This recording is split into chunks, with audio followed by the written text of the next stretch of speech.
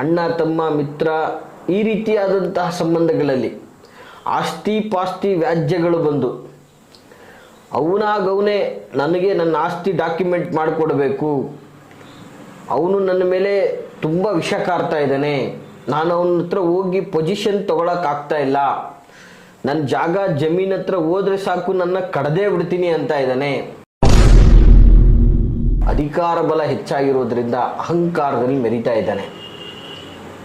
ನನ್ನನ್ನು ಅವನು ಪ್ರತಿಯೊಂದು ವ್ಯವಸ್ಥೆಯಲ್ಲೂ ತುಳಿತಾ ಇದ್ದಾನೆ. ಅವನು ಹೊರತುಪಡಿಸಿ ನೀವು ಡೆವಲಪ್ ಆಗೋಕ್ಕಾಗ್ತಾ ಇಲ್ಲ. ಸೊ ಹೀಗಾಗಿ ಅವನಿಗೆ ಏನಾದರೂ ಮಾಡಲೇಬೇಕು ಅನ್ನುವಂಥದ್ದು ನಿಮ್ಮ ಮನಸ್ಸಲ್ಲಿ ಕೂತ್ಕೊಂಡ್ಬಿಟ್ಟಿರುತ್ತೆ.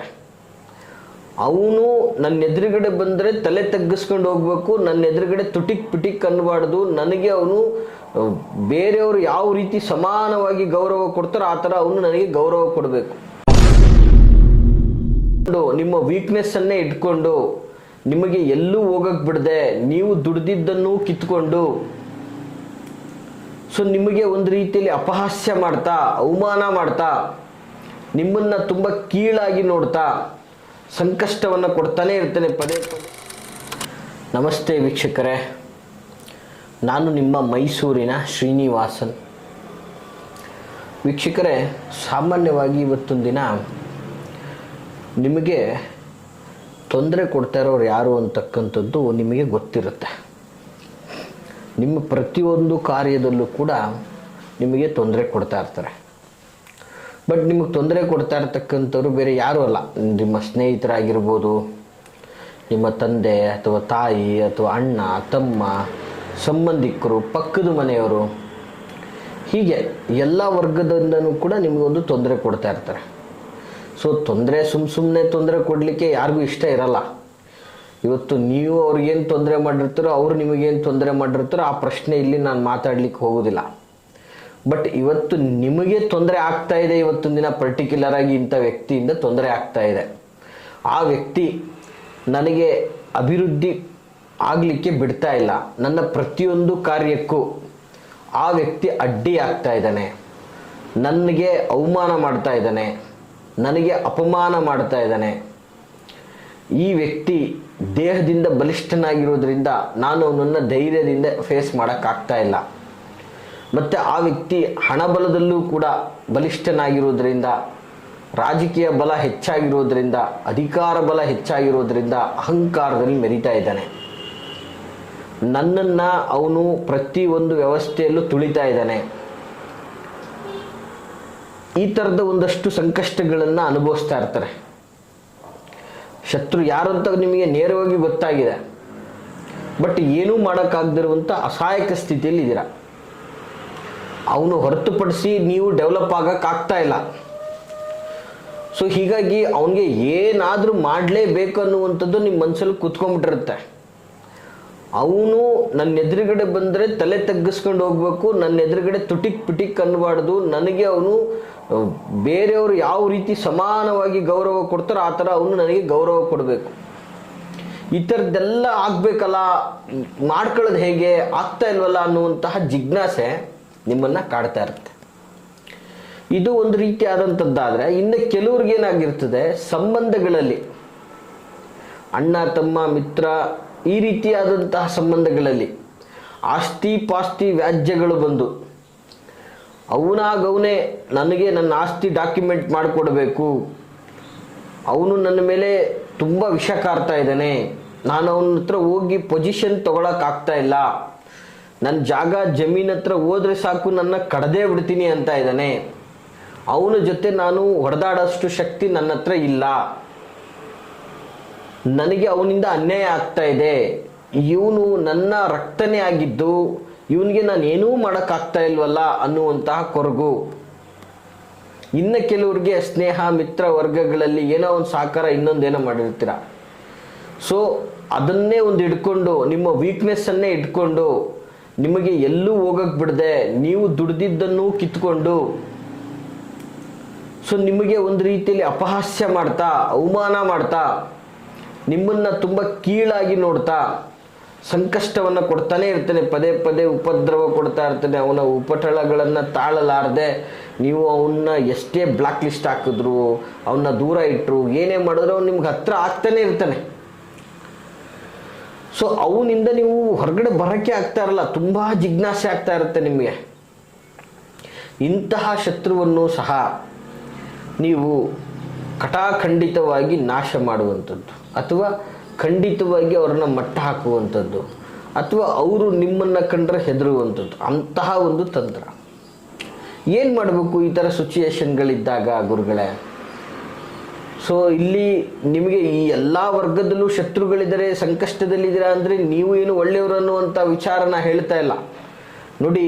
ಇದು ನಿಮಗೆ ಪ್ರಾಮಾಣಿಕವಾಗಿದ್ದು ನಿಮಗೆ ಸಂಕಷ್ಟ ಕೊಡ್ತಾ ಇರತಕ್ಕಂತಹ ಶತ್ರುಗಳ ಒಂದು ವ್ಯವಸ್ಥೆಗೆ ನಾ ಹೇಳ್ತಾ ಇರುವಂಥದ್ದು. ಇದನ್ನು ದಯವಿಟ್ಟು ನಿಮ್ಮ ಒಳ್ಳೆಯದಕ್ಕೆ, ಒಳ್ಳೆಯ ವಿಚಾರಕ್ಕೆ, ಒಳ್ಳೆಯ ವ್ಯವಸ್ಥೆಗೆ ನೀವು ಬಳಸ್ಕೊಂಡಷ್ಟು ನಿಮಗೆ ಒಳ್ಳೆಯದಾಗ್ತದೆ.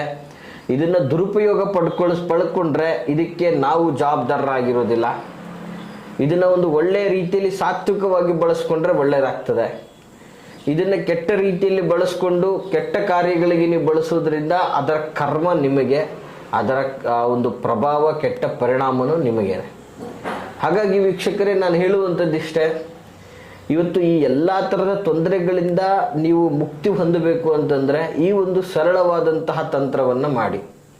ಬಹಳ ಸುಲಭವಾದ ತಂತ್ರ ವೀಕ್ಷಕರೇ. ಇದಕ್ಕೆ ನೆಟ್ಟಿಗೆ ಹೇಳಬೇಕು ಅಂತಂದರೆ 2 ರೂಪಾಯಿನೂ ಖರ್ಚಾಗಲ್ಲ, ಅಂತಹ ಒಂದು ತಂತ್ರ ವೀಕ್ಷಕರೇ. ಇದು ತಂತ್ರಗಳಲ್ಲೇ ಒಂದು ವಿಭಿನ್ನವಾದಂತಹ ಒಂದು ತಂತ್ರ. ಇದರಿಂದ ಯಶಸ್ಸು, ಜಯ ಖಂಡಿತವಾಗಿರ್ತದೆ. ಹಾಗಾದರೆ ಏನು ಮಾಡಬೇಕು ಅನ್ನುವಂಥದ್ದು ನೋಡಿ. ನಿಮಗೆ ಹೇಳೋದಿಷ್ಟೇ, ಒಂದು ವಿಳ್ಳೆದೆಲೆಯನ್ನು ತೆಗೆದುಕೊಳ್ಳಿ. ತಂತ್ರ ಸ್ವರೂಪ ಬಹಳ ಸುಲಭವಾಗಿದೆ, ದಯವಿಟ್ಟು ನೋಟ್ ಮಾಡ್ಕೊಳ್ಳಿ. ಮತ್ತು ಇದು ಹೇಗೆ ಗುರುಗಳೇ ಅಂತ ಕೇಳಕ್ಕೆ ಹೋಗಬೇಡಿ. ನಿಮಗೆ ಗೊತ್ತಾಗಲಿಲ್ಲ ಅಂದರೆ ವಿಡಿಯೋನ ಮತ್ತೊಂದು ಸಲ ಮರುಪ್ರಸಾರ ಮಾಡಿ ಕೇಳ್ಕೊಳ್ಳಿ. ನೋಡಿ ವೀಕ್ಷಕರಿಗೆ, ಮಾಡಬೇಕಾಗಿರೋದಿಷ್ಟೇ, ಒಂದು ವಿಳ್ಳೆದೆಲೆಯನ್ನು ತೆಗೆದುಕೊಳ್ಳಿ. ವಿಳ್ಳೆದೆಲೆಯ ಮೇಲೆ ಒಂದು ಮಂತ್ರ ಬರ್ತದೆ, ಅದನ್ನು ನಾನು ಹೇಳ್ತೀನಿ. ಆ ಮಂತ್ರ ಸ್ವರೂಪ ಏನಂತಕ್ಕಂಥದ್ದು, ಆ ಮಂತ್ರ ಸ್ವರೂಪವನ್ನು ನೀಲಿ ಮಸಿಯಲ್ಲಿ ಬರೀಬೇಕು. ಮತ್ತು ಅದಕ್ಕೂ ಕನ್ಫ್ಯೂಸ್ ಆಗಿಬಿಡಿ, ಗುರುಗಳೇ ನೀಲಿ ಮಸಿ ಯಾವುದು ನಮಗೆ ಗೊತ್ತಾಗ್ತಾ ಇಲ್ಲ ಅಂತ. ಬ್ಲೂ ಇಂಕ್, ಬ್ಲೂ ಪೆನ್ನಲ್ಲಿ ಬರೆದ್ರೂ ಸಹ ನಡೀತದೆ. ಬರೆದು ನಿಮ್ಮ ಶತ್ರುವಿನ ಒಂದು ತುಂಡು ಬಟ್ಟೆ, ಜಸ್ಟ್ ಒಂದು ತುಂಡು, ಏನು 1 ಸ್ಕ್ವೇರ್ ಸೆಂಟಿಮೀಟರ್ ಇದ್ರೂ ಸಾಕು, ಒಂದು ತುಂಡು ಬಟ್ಟೆ. ಯಾಕಂದ್ರೆ ನಿಮ್ಗೆ ಶತ್ರು ಯಾರು ಅಂತ ಗೊತ್ತಲ್ಲ. ಸೊ ಗೊತ್ತಿದ್ದಂತಹ ಪಕ್ಷದಲ್ಲಿ ನಿಮ್ಮ ಶತ್ರುವಿನ ಒಂದು ತುಂಡು ಬಟ್ಟೆ, ಮತ್ತೆ ಇದನ್ನ ಇಷ್ಟು ಒಂದು ವಿಳ್ಳೆದೆಲೆ, ನಿಮ್ಮ ಶತ್ರುವಿನ ಒಂದು ಬಟ್ಟೆ, ಇದನ್ನ ತೆಗೆದುಕೊಂಡು ವಿಳ್ಳೆದೆಲೆ ಮೇಲೆ ಆ ಬಟ್ಟೆಯನ್ನು ಇಟ್ಟು ಕುಂಕುಮ ಮತ್ತು ಅರಿಶಿಣವನ್ನು ಹಾಕಿ ಅದರ ಮೇಲೆ ಒಂದು ಕರ್ಪೂರವನ್ನು ಇಟ್ಟು ಸಂಪೂರ್ಣವಾಗಿ ಅದನ್ನು ದಹಿಸಬೇಕು. ದಹಿಸಬೇಕಂದ್ರೆ ಉರಿಸಬೇಕು, ಸುಟ್ಟಾಕಬೇಕು. ಸುಟ್ಟಾಕಿದ ನಂತರ ಸುಡಬೇಕಾದ್ರೆ ಸಂಪೂರ್ಣವಾಗಿ ನಿಮ್ಮ ಒಂದು ಶತ್ರುವಿನ ಆಕಾರ, ವಿಕಾರ, ವೇಷ, ಭೂಷಣ, ಹೆಸರು ಇದನ್ನೆಲ್ಲ ಮನದಲ್ಲಿ ನೆನೆಸ್ಕೊಂಡು ಮಾಡಬೇಕು. ಸುಟ್ಟಿದ ನಂತರ 3 ದಾರಿ ಸೇರುವಂಥ ಜಾಗದಲ್ಲಿ ತೆಗೆದುಕೊಂಡೋಗಿ ಆ ಸಂಪೂರ್ಣ ಭಸ್ಮಗಳನ್ನು, ಆ ಉಳಿದಿರತಕ್ಕಂಥ ಎಲ್ಲ ಅವಶೇಷಗಳನ್ನು ನೀವು ಆ ಒಂದು 3 ದಾರಿಯಲ್ಲಿ ಒಂದು ಗುಂಡಿಯನ್ನು ತೋಡಿ ಮುಚ್ಚಿಬಿಡಬೇಕು.